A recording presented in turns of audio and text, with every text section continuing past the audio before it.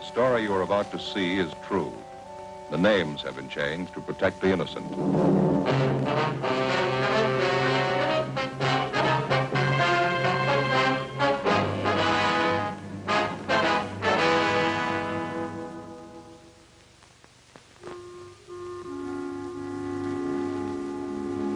This is the city. Los Angeles, California. I work here. I'm a cop. It was Monday, August 3rd. It was warm in Los Angeles. We were working the day watch out of burglary detail. My partner's Frank Smith. The boss is Captain Bernard. My name's Friday. A rash of burglaries had broken out in the city. Homes had been broken into and stripped of their furnishings. There was no lead on the criminals.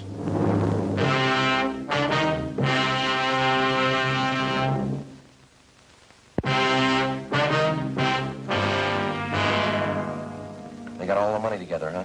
Yeah, $1 from each man in the detail. It's going to be our job to buy the gift. Yeah. When's Angus going to get married? Next Sunday. We haven't got too much time. I don't know why we always have to pick out the gifts. Well, somebody has to do it. You got any ideas what we ought to get them? Well, I talked to Faye over the weekend. She thinks it might be nice if we got him something to start housekeeping with. Maybe some nice kitchenware or table lamp. I don't know if we'd have enough dough for a good lamp. Oh, they might like a bedspread. You can always use them. Maybe a nice wool blanket. Oh, I don't know, Joe. You got to be careful about those personal things. Well, what do you mean? What's personal about a blanket? Well, we don't know much about the girl Angus is going to marry. She might not need it. Excuse me, could you tell me something? What's that? I said, could you tell me something? Well, what would you like to know, little girl? Is this where you come to report about stolen things? Well, now, that depends. You want to come in and tell us about it? Thank you, I will. You want to sit down, little girl? I'm 10 years old. I'll stand if it's all right. Sure. Now, do you want to tell us what's been stolen? Everything. Huh? Everything's been stolen. We came back this morning and found it that way. Grandpa's awful mad. Mm-hmm. Here, what's your name? Ruth Ann Marie Jeanette. Jeanette? Is that your last name? No, Snyder. Ruth Ann Marie Jeanette Snyder. Well, did you come down here alone, Ruth? Yes, Grandpa sent me. He's awful mad. Where do you live? With Grandpa. Where's that? Over in College Avenue. Grandpa's leg's bothering him, so he told me to come down and tell you about it. About what, miss? Everything. We came back this morning on the train, and when we got home, we found everything was stolen. It's terrible. What do you mean by everything? Well, Grandpa and I got back to Los Angeles on the train this morning. We've been on a trip back to Indiana. Uh-huh. We took a taxi cab home from the station. When we got there, everything was gone. Everything but the rug in the living room. What? All the furniture, every single bit. The sofa, the chairs, my desk upstairs, the stove. Everything's been stolen. We want you to find it. You mean someone broke in while you were gone, took all your furniture? Is that what you think? We know they did. The window in the kitchen, it was broken. They took everything but the living room rug. That's why Grandpa's home now. Huh? He thinks the crooks will be back. He's sitting on the rug because he says if they take Pat, they'll have to take him, too.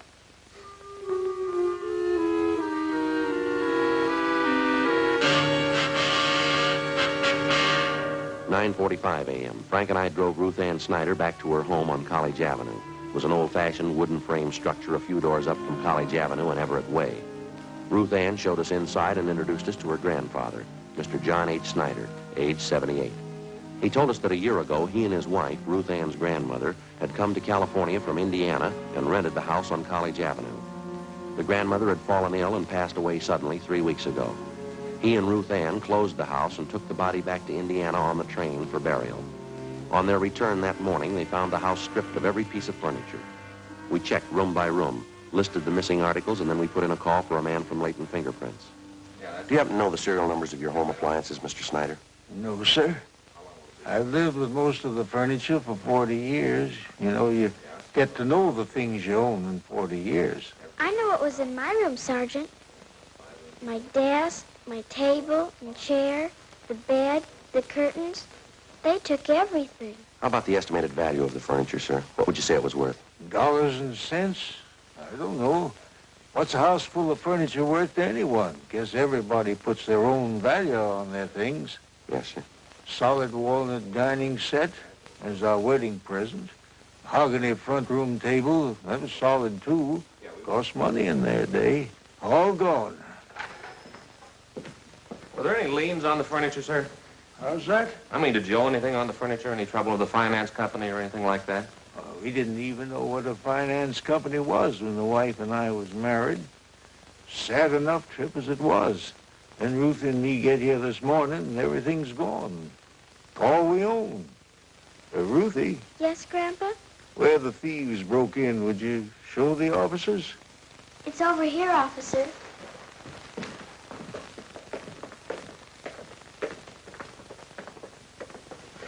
How are you and your grandfather going to get along, Ruthie? Grandpa says we'll buy 2 cots for tonight. Army surplus.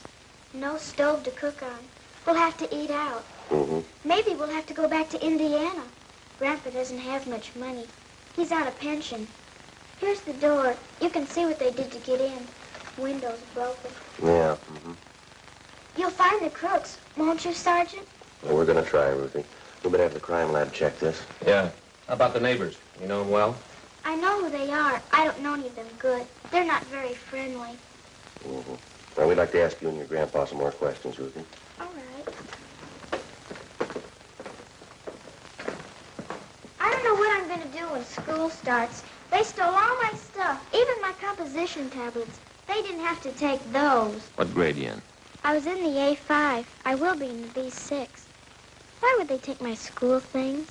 I don't know. You see how they got in back there? Yes, sir, we did. By any chance, did any of your neighbors know that you and Ruth here were going away? Well, I didn't mention it, no. Then no one kept an eye on your house while you were gone. Oh, I didn't figure it was necessary. Might have helped. I just remembered, Grandpa. Mrs. Merton. I told her we were going away. Who's that, Ruth? She runs the store down at the corner, the bird store. What? She sells canaries, other kind of birds, too.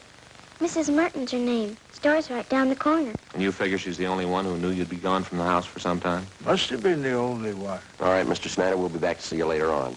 Here's our card. We'll see if we can't do something to help you out. Smith, Friday, burglar detail. All right, thank you, boy. Ruth will show you to the door. Yes, Grandpa. Goodbye, sir. Goodbye. Oh, say there. Yes, sir? I guess you understand. I'd like to apologize anyway. I just couldn't do it. What's that, sir? Offer you a chair.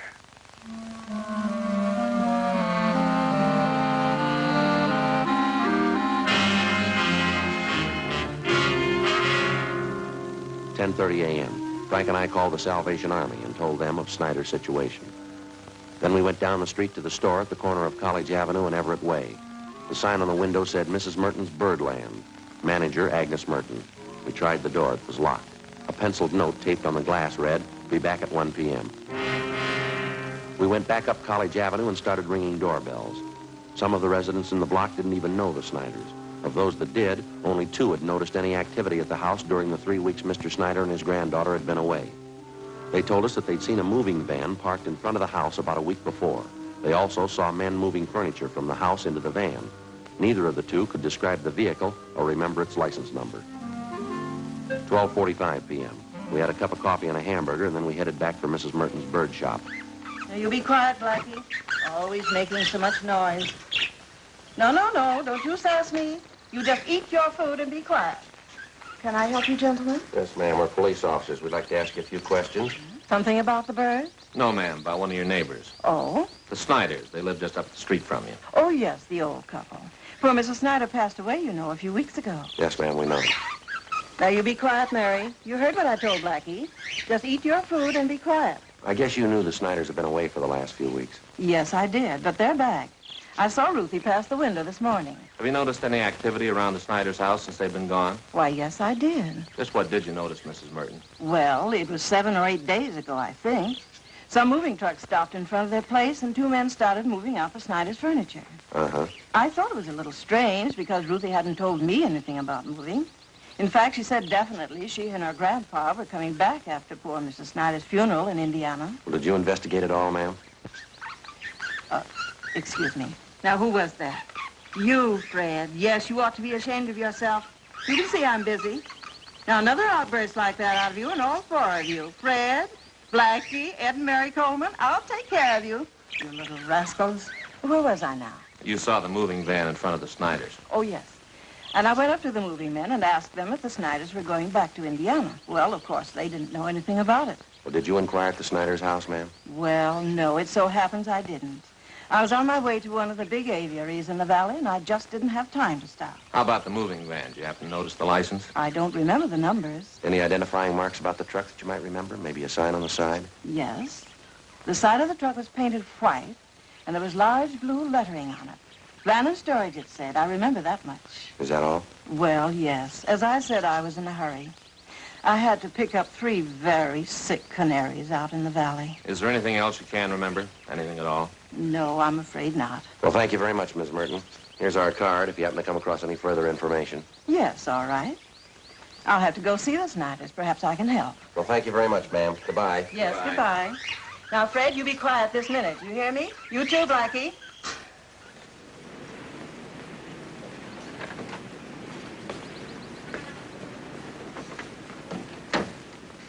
Not much help in there. Not much. Gave me an idea, though. Yeah, what's that? The wedding present for the Anguses. Huh? Maybe 2 lovebirds in a nice cage. You suppose she'd sell Fred and Blackie?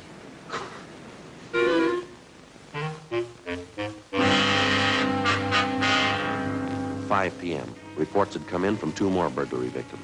That night, Frank and I drove out and interviewed them. The circumstances of the theft and the M.O. of the criminals matched identically with the Snyder case. Both of the families victimized had gone off on vacations and neglected to notify either the neighbors or the patrolmen in their area.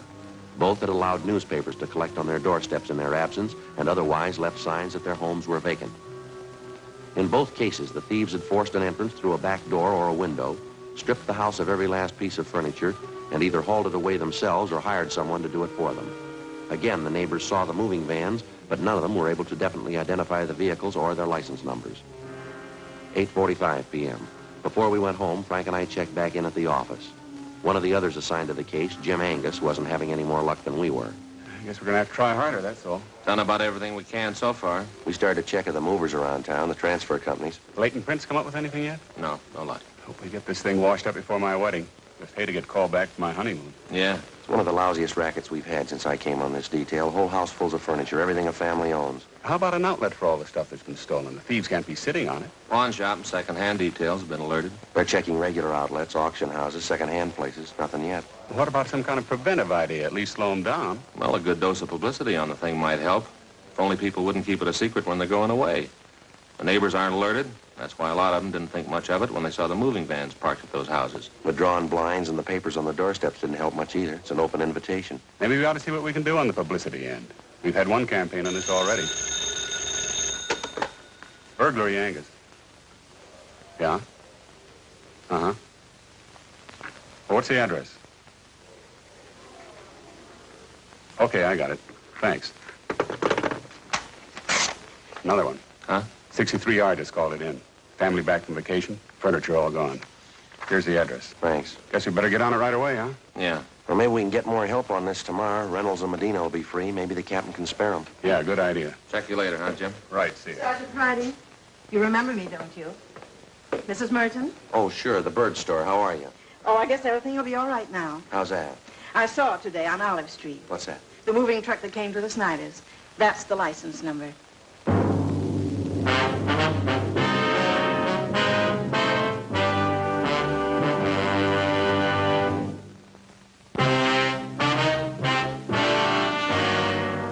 Tuesday, August 11th, 10 p.m. The license number, which Mrs. Merton had given us, was checked through DMV. We found that the truck was registered in the name of a local second-hand furniture dealer by the name of Ben Wennett. We checked his name with the police commission and then with the I Bureau. He had a good reputation, no criminal record. Early the next morning, we picked up Mr. Snyder and his granddaughter, Ruth, and we drove to Ben's used furniture store.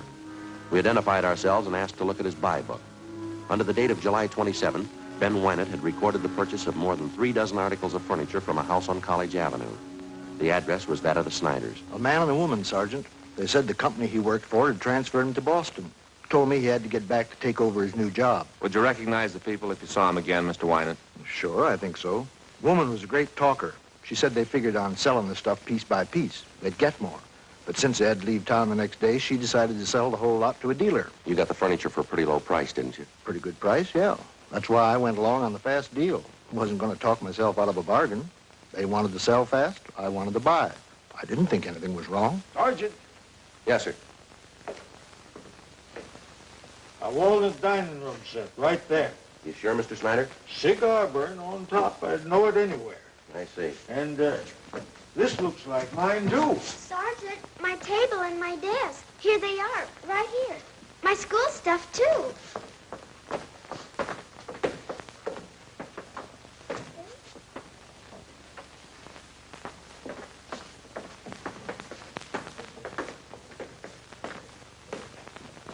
Well, they sure stuck me all right. The last fast deal I'll ever make. How'd they contact you, Mr. Wayland? What kind of approach they use? Called me on the phone. I came out and gave him an appraisal on the stuff. Nothing suspicious about either the man or the woman. That's so? She was in a house dress, bandana around her head. The guy was in old clothes, just as homey as you please. It looked like he was doing a little repair work around the house, you know. Did you notice if they had a car parked by the house? No, as a matter of fact, I didn't. There wasn't any in the driveway. The woman said they had other business to wind up. So if they weren't at the house when I came back with the van, why, she'd leave the back door open for me. I guess you realize we'll have to place a hold on this furniture that you bought. Yeah, I know. Got nobody to blame but myself. You gave this man and woman a check for the full amount of the sale, is that right? $550 down the drain. Do you have the canceled check? No, not yet. If you like, you can probably get it from the bank. Don't imagine those crooks would waste any time cashing it. We'd appreciate it if you'd run down to the bank with us now. Okay, Sergeant. I'll have to get somebody to mind the store. I'll meet you down there. Fine. Sergeant, I wonder if I could speak to Mr. Wayland. Sure, go right ahead. Mr. Wayland? Yes, sir?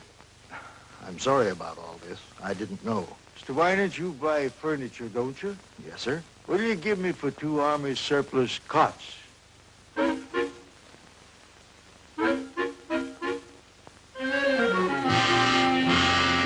Wayland made arrangements to round up Mr. Snyder's furniture and ship it back to his home.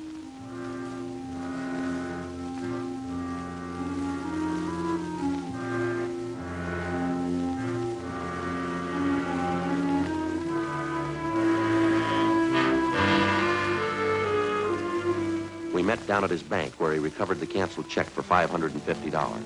The endorsement read, Mr. Thomas Butterworth. According to the bank teller who waited on them, the suspects had cashed the check shortly after the sale of the Snyder's furniture.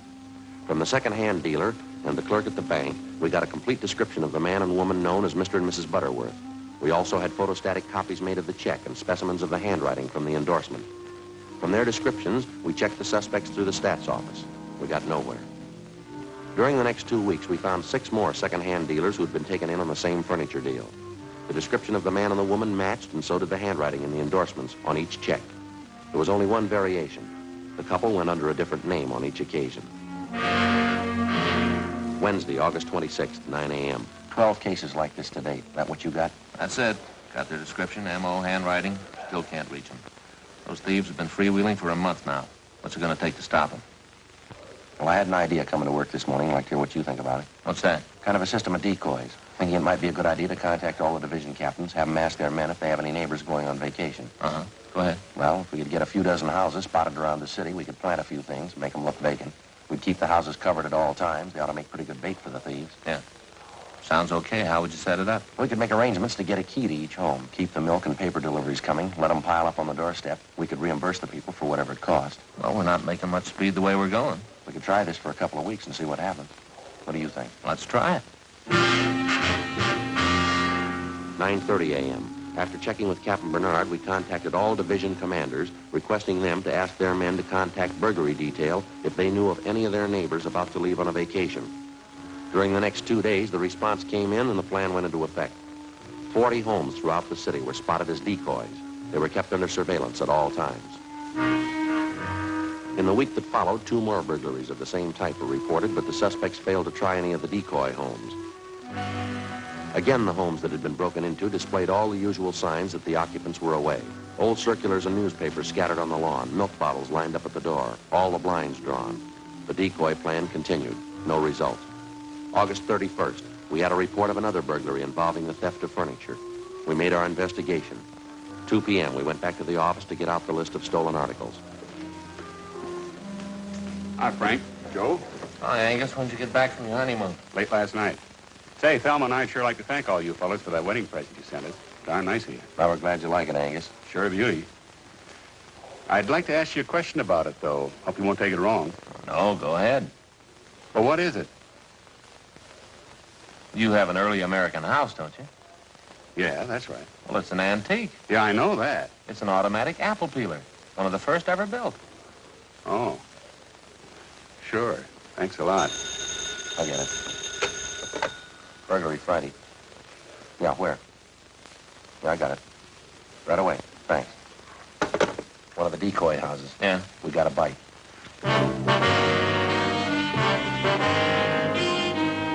Together with Sergeants Carson and Angus, we drove out to the decoy house, where an unidentified man and woman had been seen forcing entry through a back door.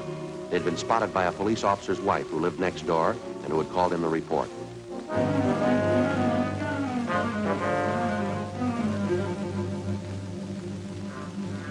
We parked down the street from the decoy home and we waited. 5 minutes passed. We saw a woman come out to the porch of the house, look up and down the street, and then go back inside. A few minutes after that, a man in a tan Ford pulled up in front of the house. He got out and entered through the front door. I called communications for a make on the car. 1K80 to Control 1. 1K80 to Control 1. 1K80, go ahead. Request DMV on 1 Union 55887. That's 1 Union 55887. Information urgent. 1K80, roger. We waited. There were no signs of activity from the decoy house. 2 minutes after I put in the call, we got our make on the car. 1K80. 1K80. 1K80, go ahead. 1 Union 55887. A 1950 model Ford two-door sedan. Engine number B31G148453. Registered to Kenneth Dunbar. Legal the same. 1K80, roger.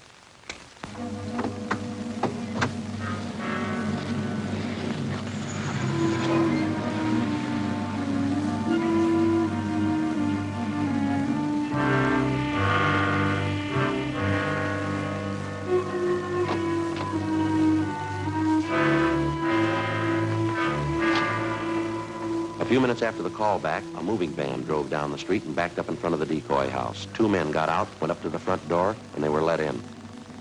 Okay, Joe? Yeah. Carson, you and Angus want to cover the back? Right.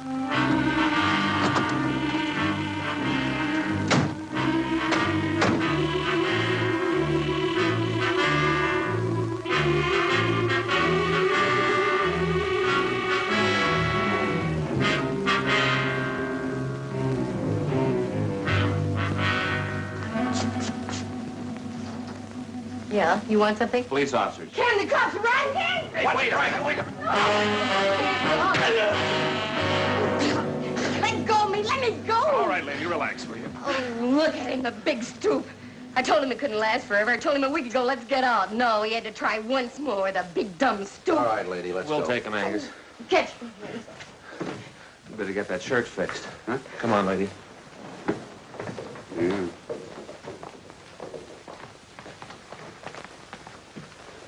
Look at that, Joe. Lipstick all over me. Uh-huh. Doesn't look very good, does it? No, it doesn't. What are you going to tell your new bride? I got nothing to hide. I'll tell her the truth. Mm-hmm. Why not? She'll believe me.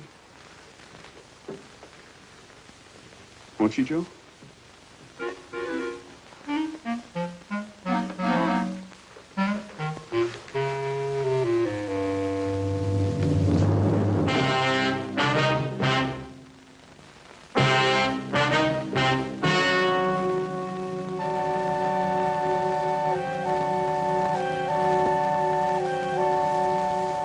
On November 25th, trial was held in Department 87, Superior Court of the State of California, in and for the County of Los Angeles. In a moment, the results of that trial.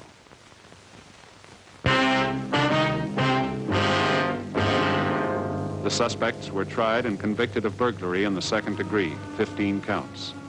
Burglary in the second degree is punishable by imprisonment in the state penitentiary for a period of not less than 1 nor more than 15 years.